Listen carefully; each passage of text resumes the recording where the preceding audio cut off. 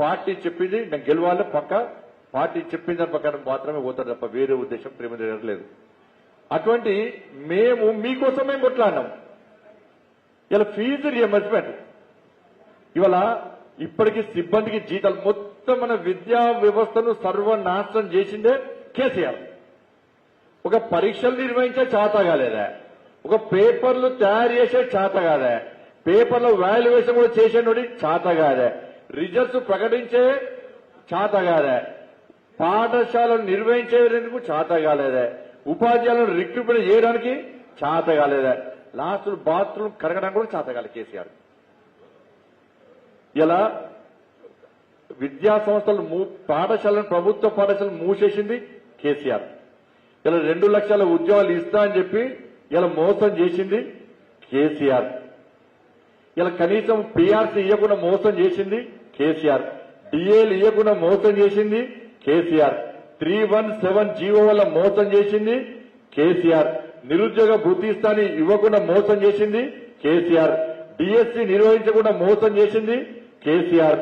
PSC పేపర్లు leak చేసి యువతల భవిష్యత్తును మొత్తం బంగారు భవిష్యత్తు నాశనం చేసింది కేసీఆర్. ఇంటర్మీడియట్ విద్యార్థుల ఆత్మహత్య కారకుడైంది కేసీఆర్. ఇక్కడ పూర్తిగా విద్యా వ్యవస్థ మొత్తం సర్వనాశనం చేసిన వ్యక్తి కేసీఆర్.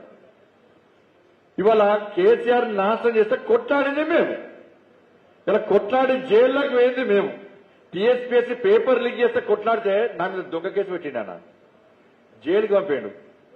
ఏం కేసు తెలుసా? ఏం కేసే? పేపర్ లీక్ చేసిందట. ఏం పేపర్ తెలుసా అనే? హిందీ పేపర్.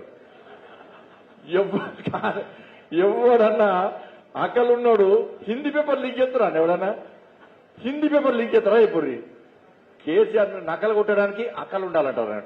కేసీఆర్ కు అక్కలు లేదు. హిందీ పేపర్ లీక్ చేస్తా అని చెప్పి నా మీద కేసు పెట్టి జైలుకి పోయా. కాంగ్రెస్ వాళ్ళు జైలుకి పోయారా? టీఎస్పీఎస్సీ లీకేజ్ పోయినాక కాంగ్రెస్ వాళ్ళు కొట్లాడిరా? కొట్లాడలే. మేము కొట్లాడినాం. మీరు ఓటు మాత్రం కాంగ్రెస్ పార్టీ కొట్టేసారు. వేసినా లేదా? నిరుద్యోగం మార్చి చేసింది మేము, కానీ ఓటు మాత్రం అసెంబ్లీ ఎన్నికల్లో కాంగ్రెస్ పార్టీకి ఓటేస్తుంది. 317 జీవోకు వ్యతిరేకంగా నేనే కొట్లాడితే నా ఆఫీస్ మీద దాడి చేశారు. ఫైర్ ఇంజన్ మిషన్తో కట్టర్ మిషన్తో దాడి చేశారు. అనేక మంది మా నివేదిత రెడ్డి గారు వచ్చినారు. తన కూడా కేసులు కూడా చాలా మంది మా మనోహరన్ అక్కడ ఉండి ఎన్నుకుని మొత్తం స్క్రీన్ ప్లే డైరెక్షన్ అంతా మనోహరనే, కేసీఆర్ కాదు నాకు.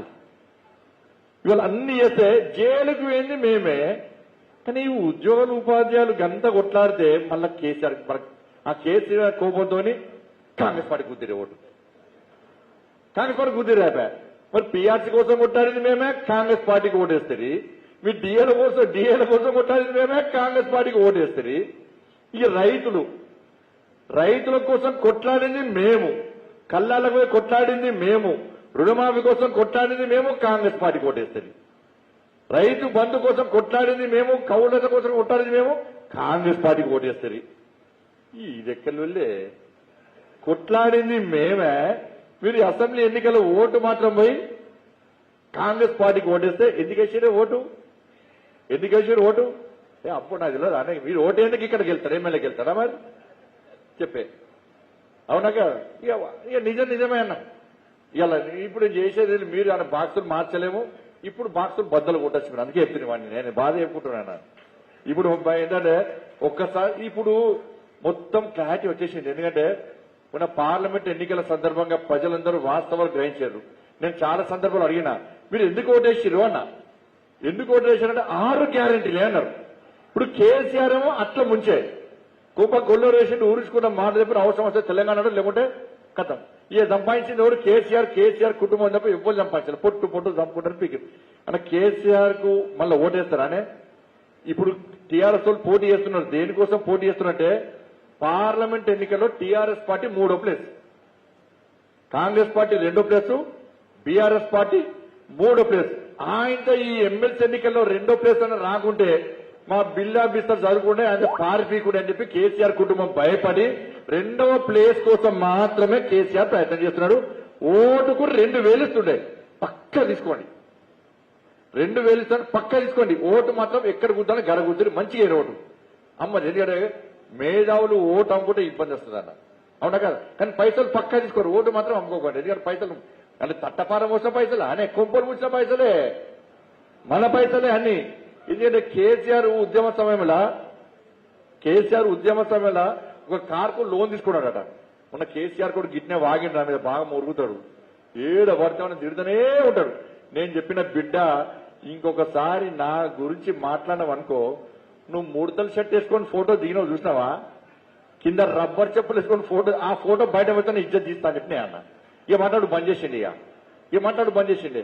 ఎక్కడికే పైసలు చెప్పారు. కేసీఆర్ కార్ లోన్ తీసుకున్నాడు ఉద్యమం అప్పుడు. ఉద్యమకారు చాలా మంది ఉండొచ్చు, ఎందుకంటే ఉద్యమకారులకు అందరూ తెలుసు, కేసీఆర్ చరిత్ర తెలుసు. కేసీఆర్ కార్ లోన్ తీసుకుంటే బ్యాంకు వాళ్ళు వచ్చి కారు కేసీఆర్ బయటికి గుంజి పడేసి లోన్ కట్టకుండా కారు తీసుకపోయారు. రథంలో తిరుగుతుంటే ప్రచార రథం తిరుగుతుంటే కారు లోన్ కట్టకుంటే ప్రచార రథం తీసుకపోయారు, ప్రచార రథం పైసలు కట్టకుంటే. మరి అప్పుడు లోన్ కట్టడానికే పైసలు లేని కేసీఆర్ కుటుంబానికి ఇలా గిన్ని వేల కోట్లు ఎట్లా వచ్చినాయి? తెలంగాణ రాష్ట్రంలో బికారి గారు ఇంకా బికారి అవుతాడు, కేసీఆర్ ఇంకా కొడి చోట ఎత్తున్నాడు. ఇలా ఆ పైసలు తీసుకొచ్చి ఇలా పెట్టే ప్రజలు. కాబట్టి కేసీఆర్కి ఏం చేయాలా? 2వ ప్లేస్ అన్న రాకుంటే మనం పార్టీ మూసుకొని ఇంట్లో వండుడవుతుంది. ఎందుకంటే పార్లమెంట్ ఎన్నికల్లో 2వ స్థానం 3వ స్థానంలో ఉన్నాం కాబట్టి ఇలా వాళ్ళ పరిస్థితి. కాబట్టి ఇలా కాంగ్రెస్ పార్టీకి ఓటేషన్ దేనికి ఓటేషన్ ఏంటంటే ఇవాళ 6 గ్యారెంటీలు అన్న. ఒక్కసారి ఆలోచించండి, ఎప్పుడు ఇవాళ ఈ ఎన్నికలు మీ మేధావితనాన్ని బహిర్గతం చేసేటువంటి, మీ మేధావితనాన్ని చూపెట్టే ఎన్నికలు. ఇక్కడ కనుక పొరపాటు చేస్తే ఇవాళ తెలంగాణ మొత్తం ఈ ప్రాంతం వైపు చూస్తున్నది. ఈ ఎన్నికల వైపు తెలంగాణ ప్రాంతం మొత్తం, తెలంగాణ కాదు ఈ 2 రాష్ట్రాలు కూడా ఈ ఎన్నికల్లో, శాసనమండలి ఎన్నికల్లో మేధావి వర్గం వాళ్ళ మేధావితనాన్ని ఏ విధంగా చూపెట్టబోతుంది అన్నటువంటి ఆలోచనతో ఎదురు చూస్తా ఉన్నారు. ఇక్కడ పొరపాటు చేస్తే ఇలా అబాస్ పాలేటువంటి ప్రమాదం ఉందన్న విషయాన్ని ఒక్కసారి గుర్తుంచుకోండి. అలా 6 గ్యారెంటీలతో మోసం చేసిన కాంగ్రెస్ పార్టీ ఏ విధంగా దాన్ని అప్పుడు చూసి ఓటేసిరో, మళ్ళా మీరు మోసపూరితమైన మాటలు చూసి ఓటేస్తే మీ గురించి మళ్ళీ కొట్లాడేది వల్ల మళ్ళీ మేమే కొట్లాడాలి, మళ్ళీ ఎవరు కొట్లాడాలి? ఇవ బతకంతగిరే మీరు ఓట్లు అంటే కొట్టాడు మా వంతు, ఇక ఇంతగాని కొట్టాడు అంటారు. ఇక కాదన్నా, అధికారం రావాలనుకున్నామే మేము. అధికారంలోకి వస్తే పేదోళ్ళ బతుకులు బాగుపడాలి, నిరుద్యోగులకు ఉద్యోగాలు ఇవ్వాలి, ఉపాధ్యాయులకు పిఆర్సీ ఇవ్వాలి, వాళ్ళకు డిఏలు ఇవ్వాలి, రైతులకు కౌలు రైతులకు అంతా రుణమాఫీ చేయాలి, వాళ్ళని ఆదుకోవాలి, మహిళలను ఆదుకోవాలి, నిరుద్యోగ వృత్తి ఇవ్వాలి, మరి రిపోర్టర్లకు అందరికి, మా విలేకరులకు అందరికీ డబుల్ బెడ్రూమ్లు ఇవ్వాలి, వాళ్ళకి హెల్త్ కార్డు పనిచేసే విధంగా ఇవ్వాలి. అన్ని రకాలుగా ఆలోచించి మేము గింత కొట్లాడితే నోటికాడి బుక్కని తీసుకుపోయి కొట్టుకపోయి కాంగ్రెస్ వాళ్ళ చేతిలో పెడితే బాధ అనిపిస్తుందా? బాధ అనిపించదని కొట్లాడింది మేమన్నా, మా జీవితాలను ఖరాబ్ చేసుకుంది మేమన్నా, మా కుటుంబాలకు దూరమై కొట్లాడింది మేమన్నా. ఏ రోజు ఇక్కడ నాయకులు ఇక్కడ చూడండి, ఏ నాయకుడు కూడా 5 సంవత్సరాల రాష్ట్ర అధ్యక్షుడు ఉన్నప్పుడు 3-4 సంవత్సరాలు ఎవ్వరం కూడా మా కుటుంబంతో తిరిగాలి. ఎక్కడ వాళ్ళం కూడా మా కుటుంబం దూరమైన, అందరం కూడా మా కుటుంబం దూరమైనం, మా భార్య పిల్లలు దూరమైనం, పండుగలు పప్పాలు చేసుకోలే, పెళ్లిలకు చికారులకు ఓలే, గుళ్ళు గోపురాలు తిరగలే. మాకు 24 గంటలు పాదయాత్రలు, 24 గంటలు కేసులు, 24 గంటలు కొట్టాడలు, 24 గంటలు జైలు, 24 గంటలు లాఠీ చార్జులు, 24 గంటలు గృహ నిర్బంధాలే అన్న. ఏ రోజు కాంగ్రెస్ పార్టీలు మీకోసం ఉద్యమాలు చేయలే, ఏ రోజు కాంగ్రెస్ పార్టీలు మీకోసం కేసులు భరించలే, ఏ రోజు కాంగ్రెస్ పార్టీ నాయకులు జైలకు పోలే. మేం వేనమన్నా, ఇలా మేం పోతే అధికారం మాకు రావాల్సింది పోయి మీరు కేసీఆర్ మీద కోపంతో అటు గుద్దుతే ఇవాళ మన పరిస్థితి ఏదో పోయిపోయింది, పేనమికలు పోయి పోయిల పడ్డట్టే పరిస్థితి. 6 గ్యారెంటీలు 100 రోజుల్లో అమలు చేస్తున్నారు. 6 గ్యారెంటీలు 100 రోజుల లోపల 2 లక్షల ఉద్యోగాలు, సంవత్సరం లోపల 2 లక్షల ఉద్యోగాలు మేము భర్తీ చేస్తామన్నారు. ఎక్కడన్నా 2 లక్షల ఉద్యోగాలు భర్తీ చేస్తుర్రా?